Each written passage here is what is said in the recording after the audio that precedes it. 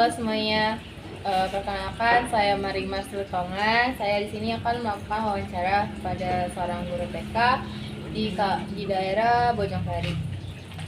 Eh, Selamat sore Ibu Karina. Sore. Terima kasih sudah meluangkan waktu untuk melakukan wawancara ini.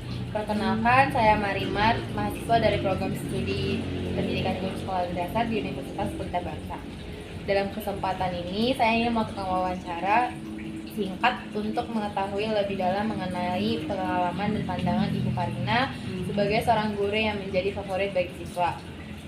Semoga Ibu berkenan untuk berbagi pengalaman dan inspirasi kepada saya. Terima kasih, kita mulai wawancaranya ya Bu. Iya, boleh dimulai.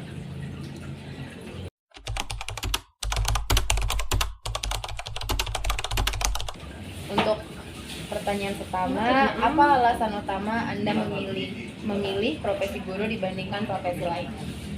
Karena kan balik lagi ya, guru kan katanya pekerjaan yang mulia. Jadi kita mengajarkan anak kecil ya, anak kecil kan masa-masa golden age yang umur 5 merupakan masa-masa yang paling sakral lah untuk pertumbuhan anak. Jadi tuh di situ tuh yang bikin kayak yang ngebentuk anak tuh sebenarnya di guru sendiri. Jadi makanya tuh yang terus juga dulu kan kayak dibayarnya oleh kesabaran sih di pelajaran hidup, terus sama nggak bikin stres aja karena kan anak kecil. Iya Baik. benar nggak? Iya benar.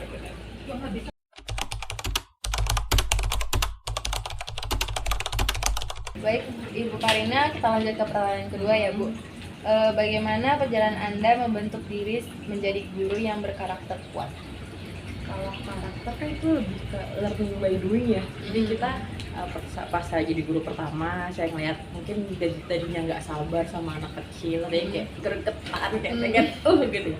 Makanya kita mulai melatih kesabaran, melatih lebih teliti lagi, ternyata tuh anak-anak tuh perhatian seperti ini ya, seperti ini. Nah jadi tuh karakter saya tuh dibuatnya karena anak-anak ini sendiri. Jadi dengan melihat mereka ini, ternyata yang ini kok diperhatikan, ini tidak. Terus juga melatih lebih ke sabar sih, itu karakter yang kuat untuk diri mereka ya.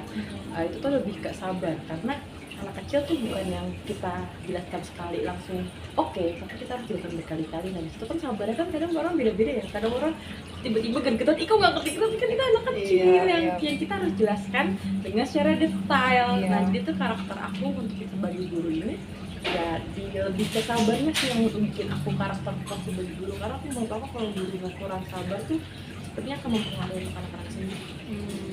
Baik.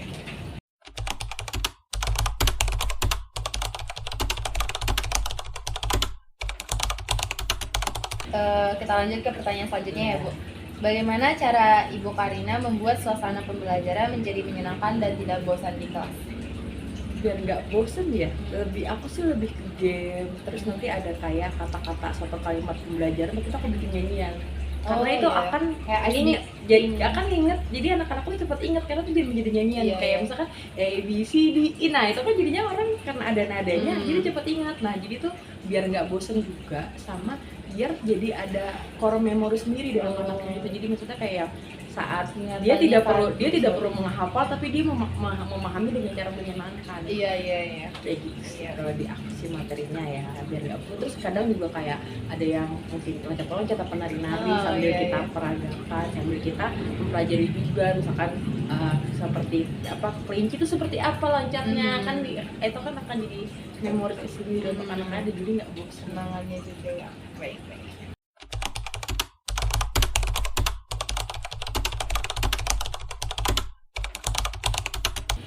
Lanjut ke pertanyaan keempat ya Bu. Apa teknik khusus Anda yang Anda gunakan agar materi pembelajaran mudah dipahami oleh siswa?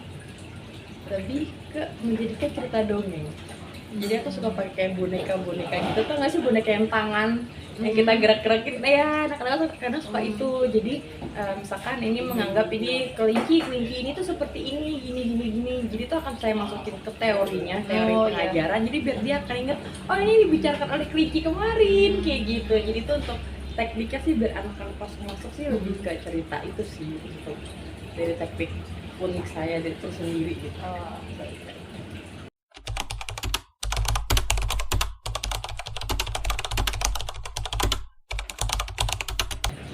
Lanjut ke pertanyaan kelima ya Bu. Bagaimana Ibu Karina membangun rasa nyaman sehingga siswa mau curhat kepada Anda, dimana kayak si siswa ini merasa aman di sekitar kelas, di sekitar sekolah kayak gitu. Aku sih lebih mendengarkan sih. Kadang anak kecil suka kayak tiba-tiba cerita aja, ibu aku mau gini Cerita gini random gini ya. Terus itu tuh ya didengarin aja, iya kenapa kamu gini gini, misalkan kayak sekedar hal kecil, ibu aku mau tempat bekal baru. Nah itu kan juga jadi anak-anak juga nyaman untuk rasa sharing ke kita. Jadi kan ya kita sebagai guru masa buat tempat sharing seperti itu tidak didengarkan. Betul. Memang maksudnya di kepala kita memang tidak begitu penting, tapi itu penting untuk anak-anak tersebut gitu, untuk menceritakan. Nah, jadi saya juga biar nyaman, jadi menerima aja untuk iya bekalnya warna apa gini-gini. Kita kan itu kan udah menunjukkan oh berarti aku nyaman nih untuk bercerita ke ibu gitu. Jadi itu sih yang bikin biar rasa nyaman anak-anak untuk cerita ke aku.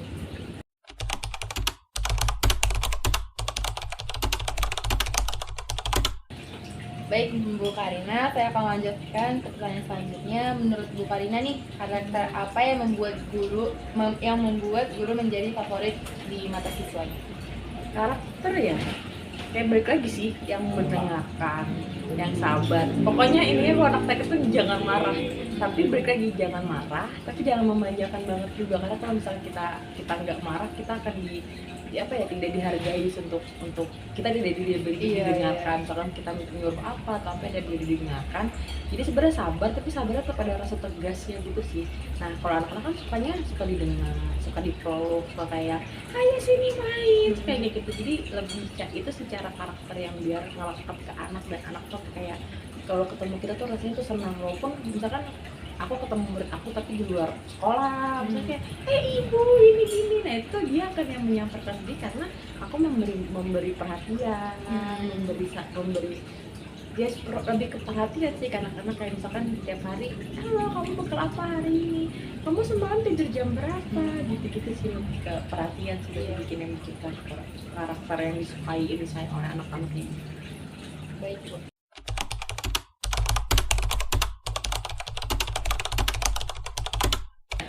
Baik Bu Karina, ke pertanyaan selanjutnya.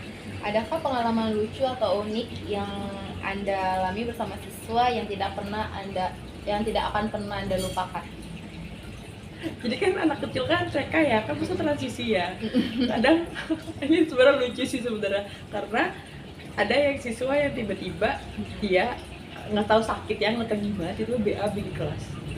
Tapi itu masalahnya bukan sekedar, kalau di kita kan kayak BAB harus nggak dibersihin, tapi anaknya jadi malu, Nangis gitu kan? nangis malu karena diledek temennya dong, diledek karena kan dia maksudnya ya, itu kan hal yang tidak lumrah ya. Maksudnya untuk umur 4 tahun 5 tahun yang mungkin sudah bisa BAB untuk yang merasakan untuk mengulas untuk ke kamar mandi, tapi itu mungkin anaknya lagi sakit atau gimana, aku lupa. Dia anaknya nangis, lari ke toilet sendiri. Oh, berlari dengan keadaan iya, dia lari. Terus akhirnya kan anaknya cowok ya, jadi diurus sama kayak ada security gitu yang cowok gitu. juga untuk ini. Iya, terus akhirnya aku mengedukasi untuk ke teman-teman kelas yang lain, jangan diledekin ya, gini-gini sepertinya lagi sakit. Tapi itu hal lucu aja, tiba-tiba kayak ibu si ini BAB, terus kayak terus kayak mau bau ya gitu, tuh kayak aku harus gimana gitu. Itu sih yang lebih melekat. Oke Bu.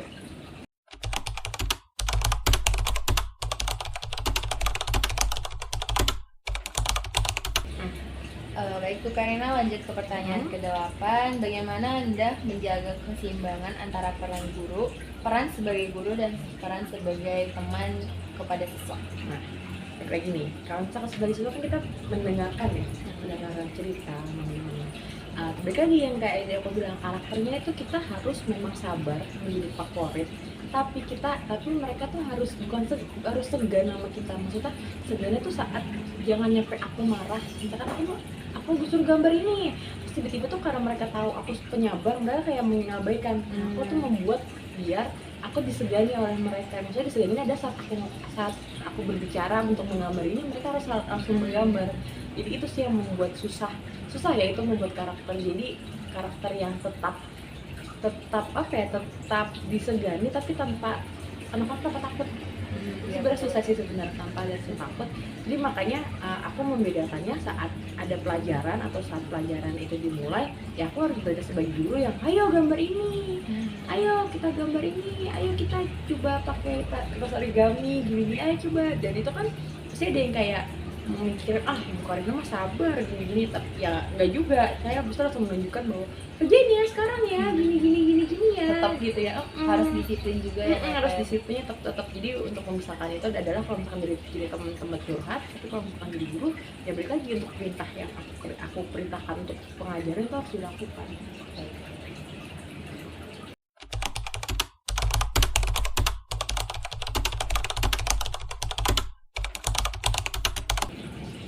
Baik Bu Karina, untuk pertanyaan ke-9, apa tantangan terbesar dalam menjaga kedekatan emosional dengan siswa?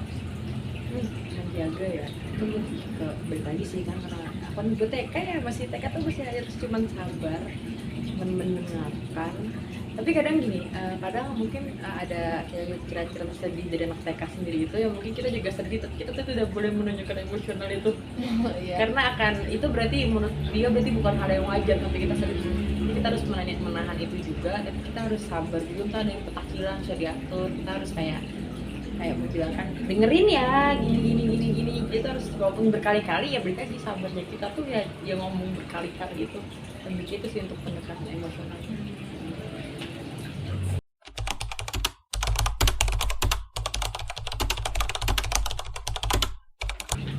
Baik Bu Karina, untuk pertanyaan terakhir, apa pesan Bu Karina untuk generasi muda yang ingin menjadi guru yang inspiratif? Kan nanti untuk generasi muda berarti udah gen alpha nih ya gitu kan ya, gen-gen yang sudah dari kecil sudah dibesarkan oleh gadget. Ya mungkin inspiratifnya kan mereka harusnya bisa mencari ide-ide lebih baru nggak sih di internet atau gimana menggunakan teknologi. Iya, dengan menggunakan teknologi ini. Jadi menurut aku inspirasi harus inspiratif sih untuk mencari hal-hal teori-teori baru. Misalkan kalau di aku cuma pakai boneka, misalkan mereka hampir bisa bikin kartun Disney tersendiri gitu itu sih kalau. Jadi semangat buat yang mau jadi guru, karena kalian harus sabar. Baik, terima kasih banyak atas waktu dan cerita dari Ibu Karina yang Ibu Karina bagikan. Jawaban Ibu sangat memperkaya wawasan saya dan teman-teman yang akan menonton dalam membangun hubungan bermakna dengan siswa ya Bu. Semoga Ibu selalu diberikan kesehatan dan semangat untuk terus menjadi inspirasi bagi siswa. Sampai bertemu lagi Bu Karina, terima kasih banyak. Sekian dari video wawancara saya. Terima kasih. Bye.